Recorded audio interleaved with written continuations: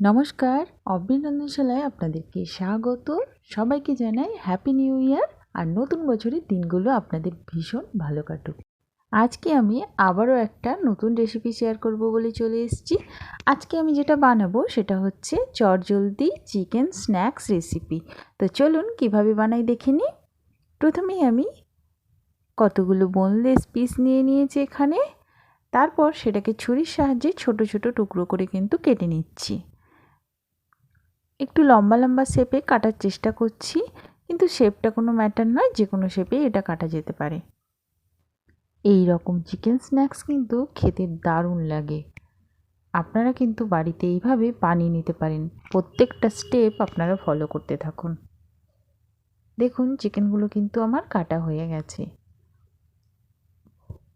এবার আমি একে একে দিয়ে দেব গোলমরিচের গুঁড়ো, আর দিয়ে দেব হচ্ছে 1 চামচ মতো সয়া সস, আর দিয়ে দেব হচ্ছে রসুন বাটা, আর আমি দিয়ে দেব পরিমাণ মতো লবণ। তারপর এটাকে ভালো করে আমি মাখিয়ে নেব।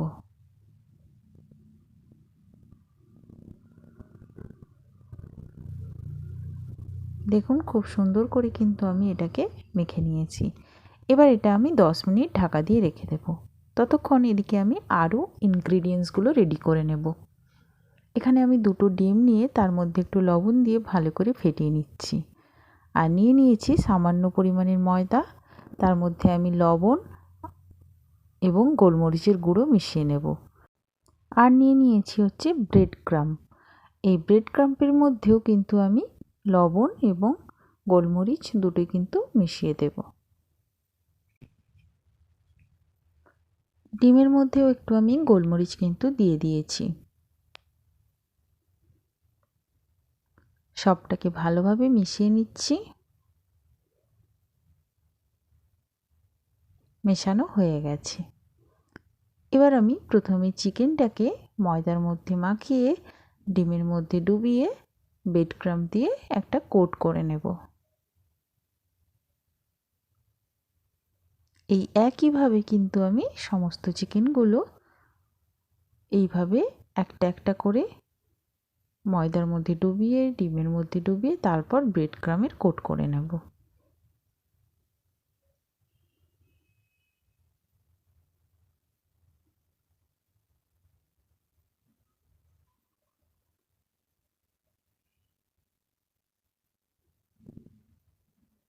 এটা খেতে কিন্তু দারুণ ক্রিস্পি হয়। বানানো ভীষণ সহজ।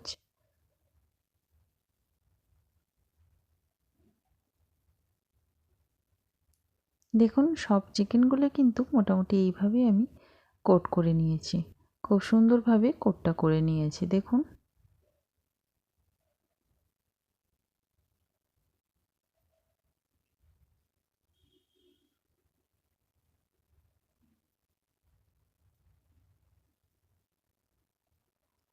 এবার একটা কড়াই গরম করে নিয়েছি। এর মধ্যে আমি কিছুটা পরিমাণ সয়াবিন অয়েল দিয়ে দেব। আলু ভাজার কিছুটা তেল আমি তুলে রেখেছিলাম, সেই তেলটাও আমি এখানে মিশিয়ে দিলাম।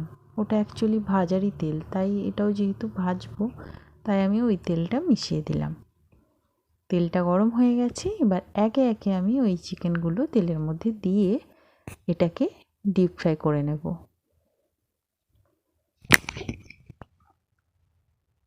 এটা কিন্তু মিডিয়াম টু লো হিটে ভাজতে হবে, নাহলে কিন্তু ভেতরটা কাঁচা রয়ে যেতে পারে, ওপরের দিকটা কিন্তু লাল হয়ে যেতে পারে।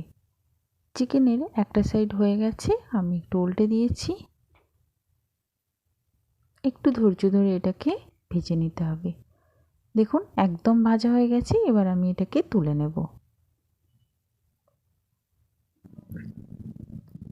এবার আমি এটাকে একটা প্লেটের মধ্যে সার্ভ করে দেখাবো, এবং সঙ্গে একটু টমেটো সসও আমি এখানে নিয়ে নিয়েছি। আমার এই ভিডিওটা আপনাদের কেমন লাগলো অবশ্যই কমেন্ট করে জানাবেন। ভালো লাগলে আমার ভিডিওটাকে লাইক করবেন, শেয়ার করবেন, আর আমার চ্যানেলটাকে সাবস্ক্রাইব করবেন।